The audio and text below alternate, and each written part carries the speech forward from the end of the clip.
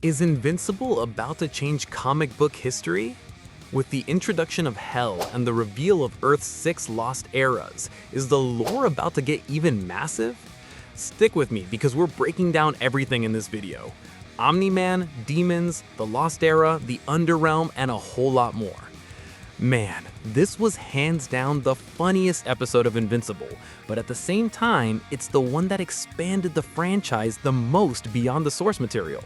Almost everything you see here is a brand new storyline, straight from the mind of Robert Kirkman himself. He literally just dropped lore that could easily open doors for multiple spin-offs down the line.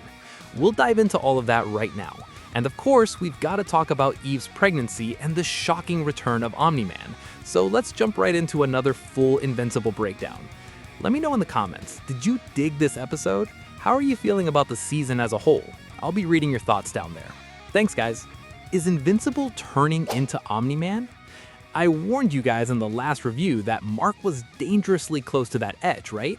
That Viltrumite rage is literally boiling in his veins. He even admits he almost killed Titan out of pure anger, and that dark feeling made him second-guess every other choice he's made, including his decision to kill Livingston to save the city from the Sequids. But what truly separates Invincible from Omni-Man is that Mark actually holds himself accountable for his mistakes. Nolan isn't wired like that. Mark is genuinely different, not just from his dad, but from pretty much all the other Invincibles across the multiverse we've seen so far. And because of that crushing guilt, he decides to hang up the suit and quit being a hero.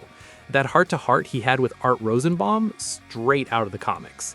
Actually, in a special issue called Invincible Returns, we get to see exactly how he decides to go back to his classic colors. In the show, they decided to stretch out his return to the classic suit a bit more, having him literally take a detour through hell to reflect on his choices. And honestly, I love how Kirkman is expanding the lore while making these tweaks to the comic storyline. Let's be real, a change for the better is always welcome, right? Quick heads up, guys. If you want to see exactly how these changes compare to the original source material, or just want to catch up before the show gets even crazier, I've linked the Invincible comic compendiums down in the description through YouTube Shopping and Amazon. Plus, for the gamers out there, the brand new Invincible video game dropping at the end of this month for current-gen consoles is already available for pre-order.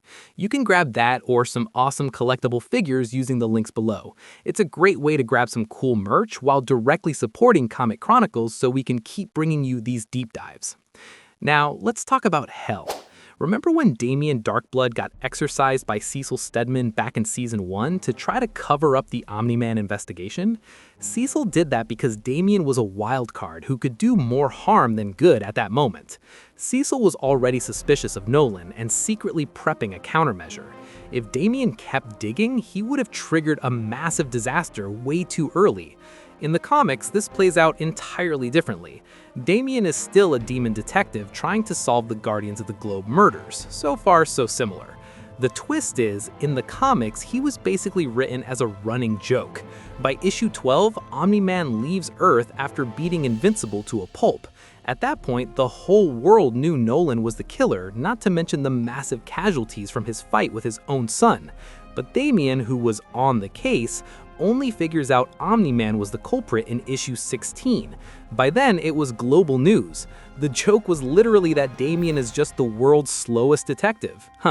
But the show took his demon origins seriously and sent him straight to hell. And down there, he got caught up in an ancient war between Satan and Volcanikka. This beef completely blew the Invincible lore wide open. Now, Earth itself has a deep mystical history that changes the game entirely. The hell they talk about on Earth is actually called the Underrealm. This is a fresh addition because in the comics, Volcanikka is the ruler of the underworld, which is basically the same thing, but Satan doesn't exist, and neither does this imprisoned race of demons. The conflict in this episode was awesome, completely original, and super well executed. The action sequences were wild, especially when Volcanikka just pops that demon ally's head by shoving her hand right into it. Dude, that was insane. I genuinely wasn't expecting an episode like this. And it brought the laughs too, right? Did you catch them absolutely roasting Marvel? You know how Marvel loves their nanotech helmets, and a lot of fans are just over it because it feels a bit lazy. I'm with you guys. The whole nanotech excuse to remove masks every 2 seconds is awful. Enough is enough. Besides breaking the immersion, the magic helmet feels pointless since it almost always disappears the second the character needs to speak. For some characters, it makes sense, but not all the time. This Invincible episode nailed that critique. When Damien is falling with Mark to grab Satan's crown, he keeps retracting his helmet to talk. Mark gets pissed and is like, why do you keep doing that? If you can build a super high-tech helmet, just put a comms unit inside so the guy can hear you. It's the bare minimum. And the Satan jokes were gold. When Damien drops to his knees for Satan and Invincible just flat out refuses, saying, I'm not bowing to Satan, it was so badass. The show keeps Damien's comedic undertones but expands on them, and Satan himself is hilarious, just a grumpy old dude who turns into a jacked rocker once he gets his powers back. So good. However, the episode dropped the ball a little bit on the power scaling. Volcanikka is incredibly strong and claims to have defeated Satan multiple times, which implies he's a heavy hitter too. But when he gets his juice back, he doesn't really do much. If it wasn't for Invincible, he'd be dead. And even Volcanikka didn't give Mark that hard of a time. The fight felt almost like a breeze, with Mark just wrecking her back to back. Really, this whole episode was a character study on Mark's fear of becoming his father. It starts with him venting to Art about losing control. Then he goes to Hell and vents again about the exact same thing, until he finally accepts that he did what had to be done. Honestly, the episode title is flawless. Everyone is mourning something. Mark mourns his loss of control. Oliver mourns having to move. Eve mourns her pregnancy. And Omni-Man mourns having to drag his son into a cosmic war. But let's get back to the Underrealm and the eras of Earth, because this is entirely new territory. This is a concept Robert Kirkman thought of but never put into the comic pages. Now it's canon. No debate about it. The creator wanted this lore expansion, and I wouldn't be surprised if he planted these seeds for future spun-offs. The idea is that Earth went through 5 distinct eras before ours. You know those giant monsters in the show, like the kaijus? Most of them are survivors from the second era, millions of years ago. And get this, those giants are smaller compared to the creatures from the first era. Just imagine the size of those original beasts. Then we have the third era, a subject so taboo even the demons refuse to talk about. In the fourth era, the Vials showed up and ruled Earth for ages. Finally, the fifth era brought Satan's demons, who locked the Vials in Hell because they're immortal. This isolation allowed humanity to evolve on the surface, kicking off the sixth era. Guys, the depth of this is unreal. That's millions of years of history Kirkman can play with. The third era, for instance, could introduce an even darker threat down the line. They didn't just drop Volcanikka and the 6 eras for no reason. Did you notice the visual gag with Mark's suit getting shredded at the end? That wasn't just for laughs. The show is warning us that the Vials can actually wound a Viltrumite. With a massive war on the horizon, it's terrifying to think there's an army of ancient, immortal creatures capable of hurting Mark's species, Volcanikka included. In the comics, Volcanikka is first mentioned in issue 106, chatting with Doc Seismic. As you probably noticed, she's the creator of the Magmanites, those rock creatures the Doctor summons. And here's a mild comic spoiler. Volcanikka actually transforms Doc Seismic into a creature of her own species. The two of them team up to invade the surface, and considering Seismic's destructive power, this is setting up a massive heavy-hitting arc for upcoming episodes, or the next season, right after the war. Speaking of the war, Omni-Man is back. Debbie was finally ready to sell the house and move on, and boom, Nolan just floats right up.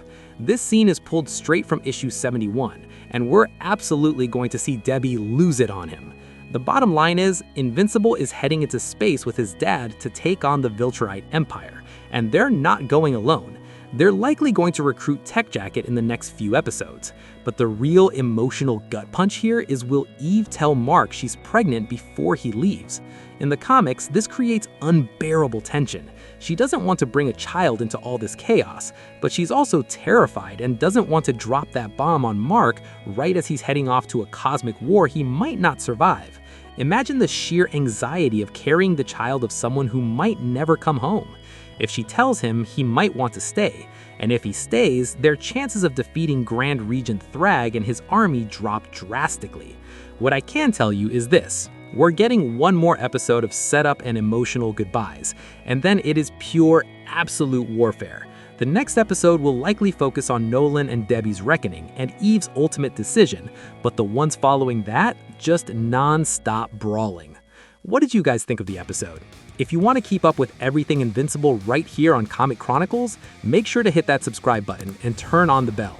Already subscribed? Double check those notifications, because alongside Invincible, we're covering everything happening in the DC universe, and we're officially back with more Marvel deep dive theories.